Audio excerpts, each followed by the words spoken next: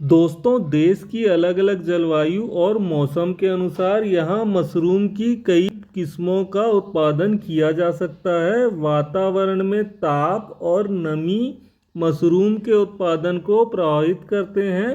अतः तापमान और नमी का विशेष रूप से ध्यान रखते हुए अलग अलग समय पर विभिन्न प्रकार के मशरूम का उत्पादन किया जा सकता है।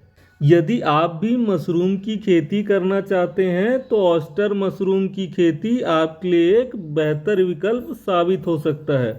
ऑयस्टर मशरूम की खासियत ये है कि इसका उत्पादन वर्ष भर किया जा सकता है। दरअसल इस प्रकार के मशरूम में प्रोटीन की मात्रा अधिक पाई जाती है। इसके अलावा इसमें विभिन्न प्रकार के औषधि गुण भी पाए जाते हैं। भारत में ऑयस्टर मशरूम को डिंगरी मशरूम के नाम से जाना जाता है। तो चलिए दोस्तों, जानते हैं कि ऑयस्टर यानी कि डिंगरी मशरूम की फार्मिंग कैसे की जाती है।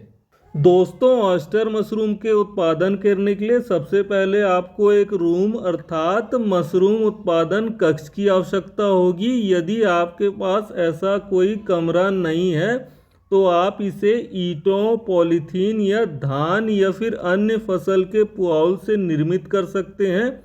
हालांकि इस बात का आपको ध्यान रखना होगा कि मशरूम उत्पादन रूम में खिड़की और दरवाजों में जाली लगा होना आवश्यक है। वैसे तो यह कमरा किसी भी आकार का हो सकता है, लेकिन यदि यह कमरा 18 फीट लंबा, 15 फीट चौड़ा और 10 फीट ऊंचा हो तो इसमें आप लगभग 300 बैग रख सकते हैं।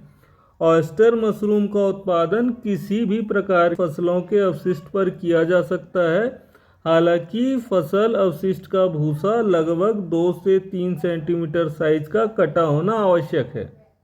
दोस्तों, फसलों के अवशेष अर्थात भूसे में नुकसानदायक सूक्ष्मजीवी, फफूंद, बैक्टीरिया निकालने के लिए हम इसे 2 प्रकार से उपचारित कर सकते हैं। पहले प्रकार के अंतर्गत फसलों के अवशेष को एक बड़े बर्तन में डालकर जल भर दिया जाता है और इस पानी को 60 से 65 डिग्री सेंटीग्रेड पर लगभग 25 से 30 मिनट तक उपचारित किया जाता है। इसके बाद इसे एक साफ स्थान पर फैलाकर ठंडा होने पर इसमें बीजों को मिलाया जाता है। चलिए दोस्तों, फसलों के अवशेष को उपचारित करने की दूसरी विधि के बारे में बात करते हैं। दोस्तों, यह विधि एक रासायनिक विधि है। इसमें कार्बन डाइजीम और फॉर्मेलिन से भूसों को उपचारित किया जाता है। सबसे पहले एक बड़े ड्रम में 90 लीटर पानी डाला जाता है। इसके पश्चात कार्बन डाइजीम 7.5 ग्राम और फॉर्मेलिन 125 मिलीग्राम दवा ड्रम में मिक्स कर दिया जाता है। अब लगभग 10 से 12 किलो सूखे भूसे को भी ड्रम में डालकर इसे पॉलीथीन की शीट से पूरी तरीके से ढक दिया जाता है। लगभग 14 से 16 घंटे के बाद भूसे को किसी प्लास्टिक शीट में डालकर 4 से 5 घंटे तक छोड़ दिया जाता है ताकि पानी पूरी तरीके से बाहर आ जाए। चलिए दोस्तों, अब बात करते हैं ऑयस्टर मशरूम के बीजों की बुआई हमें कैसे करनी चाहिए। दोस्तों, हमें इस बात का विशेष रूप से ध्यान रखना चाहिए कि ऑयस्टर मशरूम के बीज 30 दिन से अधिक पुराने नहीं होने चाहिए। 100 किलो यानी कि 1 क्विंटल भूसे के लिए 10 किलो बीज की ज़रूरत पड़ती है।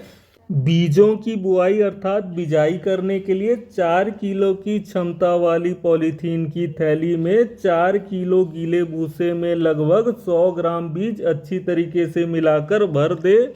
भूसे को अच्छी तरीके से दबाकर पॉलीथीन में भरना चाहिए। इस बात का हमें विशेष रूप से ध्यान रखना चाहिए कि पॉलीथीन के अंदर किसी तरह की हवा न जाए। अब पॉलीथीन के सिरे को मोड़कर रबड़ बैंड से बंद कर दे। इसके बाद पॉलीथीन के चारों ओर लगभग 5 से 6 मिलीमीटर के 10 से 15 छेद कर दे। चलिए दोस्तों, अब बात करते हैं कि मशरूम की बुआई के बाद ऑयस्टर मशरूम की रखरखाव कैसे करनी चाहिए। दोस्तों, बीजों की बुआई करने के बाद पॉलीथीन की थैलियों को मशरूम उत्पादन कक्ष में लटका देना चाहिए और यह देखना चाहिए कि मशरूम की थैलियों में हरा, काला या नीले रंग का फंगस तो नहीं निकलना शुरू हो गया है। यदि ऐसा हो तो जिस थैली में इस प्रकार की समस्या है उसे तुरंत निकालकर बाहर फेंक देना चाहिए, अन्यथा दूसरे बैग भी खराब हो सकते हैं। बीज बढ़वार के समय उत्पादन कक्ष का तापमान 20 से 25 डिग्री सेंटीग्रेड के बीच और आर्द्रता यानी कि ह्यूमिडिटी 70 से 80% हो तो बीज की बढ़वार अच्छी होती है।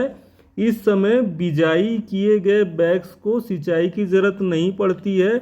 उपरोक्त तापमान और नमी पर 15 दिनों में बीज बढ़कर भूसे में अच्छी तरीके से फैल जाती है। बिजाई पश्चात रखे गए बैग्स पर यदि सफ़ेद रंग की दूधिया बढ़वार दिखाई दे तब पॉलीथीन की थैलियों को हटा देना चाहिए।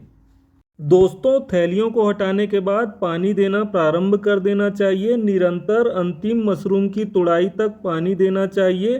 पानी हमेशा स्प्रेयर की सहायता से देना चाहिए। मशरूम की थैलियों में प्रतिदिन 2 से 3 बार सिंचाई करना आवश्यक है। दोस्तों, भूसे से थैली हटाने के 4 से 7 दिन बाद छोटे छोटे खुम्ब निकलना प्रारंभ हो जाते हैं, जो 3 से 4 दिन में पूर्ण आकार ले लेती है।